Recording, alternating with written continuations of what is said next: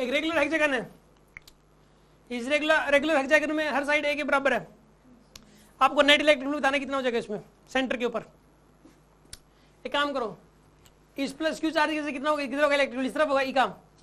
इस ई की वैल्यू कितनी हो जाएगी यहाँ पे के क्यू बाई ए स्क्वायर, और इसकी वजह से बताइए आप इतना ही हो जाएगा सेम। इसकी प्लस क्यू चार्ज की वजह से इस तरफ होगा और माइनस क्यू चार्ज की वजह से भी इधर ही हो जाएगा, है ना। इस प्लस क्यू वजह से इधर आएगा इलेक्ट्रिक फील्ड और माइनस क्यू की वजह से भी इधर ही आएगा। एक बात बताइए, इधर 2e, ये भी 2e और ये भी 2e, ये बात मानते हो आप? एंगल ये बराबर बराबर होंगे बाय सिमेट्री, तीनों एंगल बराबर बराबर है यहाँ पे बाय सिमेट्री। जब एंगल बराबर बराबर हो और वेक्टर्स का मैग्नीट्यूड भी बराबर बराबर तो रिजल्टेंट 0 होता है, ये रूल होता है। ये तीनों बराबर थे और उनके बीच एंगल भी बराबर बराबर तो रिजल्टेंट 0 आएगा। इसको आप एक तरीके से और सोच सकते हो, मान लो कि सपोज यहाँ पे एक गोल है, ठीक है ना, एक स्फीयर है सपोज यहाँ पे, उस स्फीयर से 3 रस्सियां बांधी है, स्फीयर था जी, इसे 3 रस्सियां बांधी, एक इधर एक इधर एक इधर, और ये एंगल भी बराबर बराबर है, और 3 लोग खींच रहे हैं इसको इधर और इधर और इधर।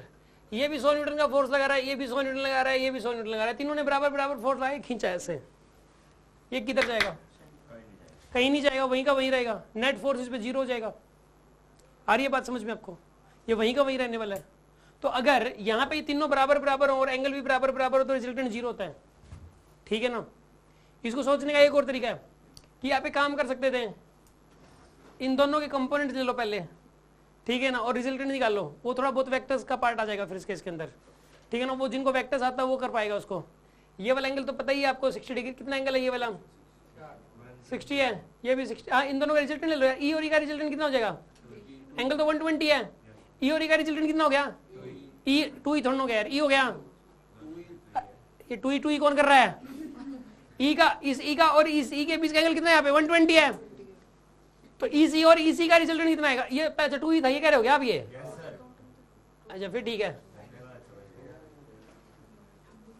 ये 2e है और ये 2e है, ठीक है ना।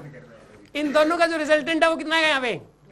2e आएगा इस तरफ, और इधर वाला 2e और उधर वाला 2e कैंसिल आउट, नेट क्या हो जाएगा? आंसर 0 आएगा इसका। कोई डाउट है किसी के मन में?